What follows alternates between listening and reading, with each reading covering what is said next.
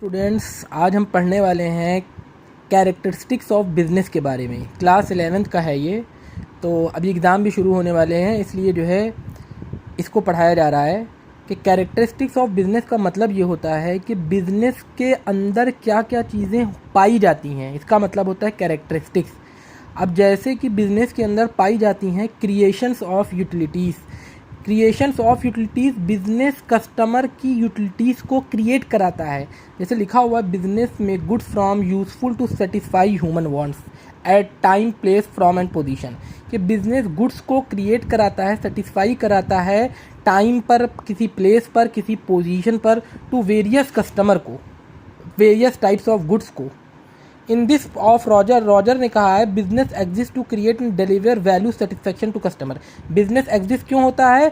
ताकि कस्टमर को डिलीवर कर सके सेटिस्फेक्शन को, कस्टमर को डिलीवर कर सके उनके सेटिस्फेक्शन को, और इसके लिए उसको प्रॉफिट वो लेता है। तो business enables people to satisfy their wants more effectively and economically. It carries goods from place of surplus to the place of scarcity place lead. कि बिजनेस क्या है? सेटिस्फाई कराता है इंसानों की, कस्टमर की वांट्स को इफेक्टिवली, अच्छे तरीके से और इकोनॉमिक तरीके से। तो शॉर्ट में ही पढ़ते हैं, dealings in goods and services का मतलब क्या होता है? देखिए, बिजनेस के अंदर गुड्स एंड सर्विसेज की डील होती है। Every business enterprises produces and और buy goods and services for selling them to others. भाई, हर बिजनेस इंटरप्राइजेस के अंदर गुड्स एंड सर्विसेज को सेलिंग किया जाता है। गुड्स में भी कंज्यूम गुड्स और प्रोड्यूसर। गुड्स क्या करते हैं? कंज्यूमर को गुड्स और प्रोड्यूसर को गुड्स होते हैं। भाई, बिजनेस क्या होता है? या तो कंज्यूमर गुड्स होता है, या तो प्रोड्यूसर गुड्स होता है। या तो बिजनेसमैन प्रोड्यूसर, जहाँ से प्रोडक्ट प्रोड्यूस होता है, मैन्युफैक्चर होता है, या तो वहाँ से वो खरीदता है, वो प्रोड्यूसर गुड्स हो गया, और या तो कंज्यूमर गुड्स हो गया। Consumer goods are meant for direct use by the ultimate customer. भाई, कंज्यूमर गुड्स क्या होते हैं? जो डायरेक्ट अल्टीमेट कस्टमर आके हमसे सामान ले जाते हैं, उसको कंज्यूमर गुड्स कहा जाता है। एग्जाम्पल जैसे ब्रेड हो गया, टी हो गई, शूज़ हो गई। और producer goods are use for the production of consumer और capital goods like raw material. और प्रोड्यूसर गुड्स वो हो गया जो प्रोडक्शन वाले सामान ले जाते हैं, रॉ मटेरियल्स को, और उसको फिर उसको बनाकर फिनिश गुड्स में कन्वर्ट करते हैं, उसको प्रोड्यूसर गुड्स कहा जाता है। ठीक है फ्रेंड्स, अब इसमें क्या है देखिए, और नेक्स्ट पॉइंट, कॉन्टिन्यूटी इन डीलिंग्स। देखिए, बिजनेस का काम है कॉन्टिन्यूटी, कोई चीज़ को डील करना है। ऐसा नहीं कि बिजनेस सिर्फ 1-2 दिन के लिए डील किया जाता है, बल्कि जब तक बिजनेस रहेगा कंटिन्यू डीलिंग होती रहती है। तो dealing in goods and services become business only net taken on regular basis. तो डीलिंग आपको और गुड्स की, सर्विसेज की रेगुलर बेसिस पर करना है। According to Patterson and Plowman, a single isolated transaction of purchase and sale will not constitute business. कि कोई इंसान सिंगल ट्रांजेक्शन परचेज करे, सेल करे, तो ये बिजनेस को कॉन्स्टिट्यूट नहीं है। रिक्यूरिंग और repeated transaction of purchase and sales alone mean business. जो ट्रांजेक्शन बार बार होता हो, रिपीट होता हो, परचेज का, सेल का, तो उसको बिजनेस कहा गया है। और चौथा है सेल, ट्रांसफ़र और exchange. All business activities involve transfer और exchange of goods and service. भाई, जितने भी दुनिया के अंदर बिजनेस एक्टिविटीज़ होती है, ये सब जगह इन्वॉल्व होता है transfer of exchange of goods and services. कि गुड्स एंड सर्विसेज का ट्रांसफ़र होता है। सम कंसिडरेशन, मतलब कि कंसिडरेशन का मतलब होता है कि कुछ बदले में लेकर चीज़ों को दिया जाता है। बट गुड्स एंड सर्विसेज के बदले में कैश लिया जाता है, उसको कंसिडरेशन कहा गया है। तो कंसिडरेशन कॉल्ड प्राइस, वही सेम चीज़, price is usually express in terms of money होता है। तो business delivers goods and services to those who needs them and are able and willing to pay for them. तो business delivers goods and services उनको करता है जिनको ज़रूरत पड़ती है और जो पे करते हैं उसके लिए मनी। फॉर एग्जाम्पल के तौर पर लिखा हुआ, if a person cooks and serve food his family, it is not a business. अगर एक पर्सन कुक बना रहा है, यानी खाना बना रहा है, और अपने फैमिली को खिला रहा है, तो बिजनेस नहीं है, बल्कि कंसिडरेशन। मतलब अगर वो होटल रेस्टोरेंट चला रहा है, तो जो चीज़ वो कुक बना के कस्टमर को सोल्ड कर रहा है, उसके बदले में पैसा ले रहा है, तो ये बिजनेस कहलाएगा, यानी exchange in some terms of consideration. अब देखिए, और क्या होता है बिजनेस के अंदर? प्रॉफिट मोटिव होती है। The primary aim of business is to earn profits. भाई, हर बिजनेस का प्राइमरी जो एम होता है वो प्रॉफिट होती है।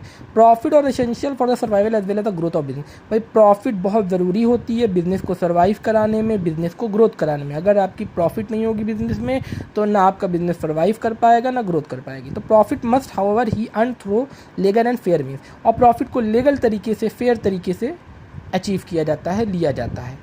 अब देखिए 6 पॉइंट क्या, एलिमेंट्स ऑफ रिस्क। देखिए, रिस्क का मतलब होता है एवरी बिजनेस के अंदर रिस्क होता है, यानी profit is the reward for assuming risk. Profit क्या होता है? एक इनाम होता है आपके एज्यूम, रिस्क को एज्यूम कराने में।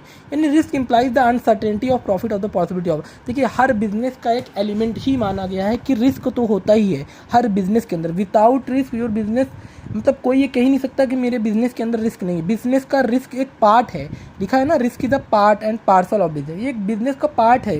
Business enterprises function is uncertain and uncontrollable environment, क्योंकि बिजनेस इंटरप्राइजेस के जो फंक्शन जो चलते हैं वो अनसर्टेन हो ही जाते हैं, अनकंट्रोलेबल हो ही जाते हैं, इन्वायरमेंट अनकंट्रोलेबल हो ही जाती है। अब आपकी डिमांड किसी बिजनेस के अंदर मार्केट का स्ट्रक्चर बदल गया तो बिजनेस पे असर तो पड़ेगा ही। जो चेंज इन कस्टमर बदल गए हैं, टेस्ट बदल गया, किसी का फैशन बदल गया, डिमांड कंपटीशन इतना ज़्यादा हो गया, गवर्नमेंट पॉलिसीज़ आ गई, तो बिज़नेस के अंदर रिस्क तो है ही है। अब 7 पॉइंट क्या, इकोनॉमिक एक्टिविटी। देखिए business is a primary and economic activity. Economic activity क्या कहा, किसको कहा जाता है? इकोनॉमिक एक्टिविटी का मतलब है जो चीज़ consideration in terms of money, कोई चीज़ को एक्सचेंज करके उससे पैसा लिया जाए, उसको इकोनॉमिक एक्टिविटी कहा गया है। अब जैसे मंदिर में जाके, मस्जिद में जाके आप जो है धर्म के लिए अपने जो है आस्था दिखाते हैं और उसके बदले में आपको कुछ नहीं मिलता, तो ये नॉन इकोनॉमिक एक्टिविटी है। लेकिन अगर आप कहीं पे जाके किसी का एडवर्टाइज़ कराते हैं, किसी की शॉप पे उसके लिए आस्था दिखाते हैं, उसके लिए प्यार दिखाते हैं प्रोडक्ट के लिए, तो उसके बदले में आपको कुछ पैसा मिलेगा, तो वो आपका इकोनॉमिक एक्टिविटी कहलाएगा। तो business is primary and economic activity as it involves production and distribution of goods and service for earning money. क्योंकि बिजनेस इकोनॉमिक एक्टिविटी है, क्योंकि हम यहाँ पे प्रोडक्शन करते हैं, डिस्ट्रीब्यूट करते हैं गुड्स एंड सर्विसेज को और उससे अर्निंग मनी कमाते हैं। However business is also social institution because, और बिजनेस को सोशल इंस्टीट्यूशन भी कहा गया because it help to improve the living standard of people. क्योंकि देखिए बिजनेस अच्छा होगा मार्केट के अंदर तो सोशल इंस्टीट्यूशन पर भी फ़र्क पड़ता है, यानी इंसानों का लिविंग स्टैंडर्ड भी बदलता है। अब देखिए मार्केट के अंदर एक से एक मॉडर्न टाइप के प्रोडक्ट आ गए हैं, तो इससे इंसानों के अंदर के लिविंग और स्टैंडर्ड भी बदलता है। Effective utilization of scarce society, और सोसाइटी अच्छी जो है यूटिलाइज्ड होती है, और जो स्केर्स रिसोर्सेज है ना। अब लास्ट पॉइंट है art as well as science. तो business in the art because it requires personal skills and experience. देखिए बिजनेस को आर्ट भी कहा गया, साइंस भी कहा गया। आर्ट क्या कि बिजनेस एक पर्सनल स्किल, अपनी इंसान की एक आर्ट डायग्रामेटिक थिंक बनाता है जहन में कि मेरा बिजनेस ऐसा हो जाए, मार्केट में ये प्रोडक्ट यहाँ बिकने लगे, तो वो जो माइंड के फॉर्म में जो चीज़ लेता है, थिंक के फॉर्म में लेता है, उसको आर्ट कहा जाता है। वो स्किल होती है उसकी पर्सनल कि ऐसे से ऐसा हो जाए, और एक्सपीरियंस उसका पर्सनल होता है। और साइंस का मतलब होता है कोई प्रैक्टिकली तरीके से किसी चीज़ को करना, उसको साइंस बोला गया है। तो फ्रेंड्स उम्मीद है आप सब अच्छे समझ गए होंगे, और भी वीडियोज़ आएंगे भी।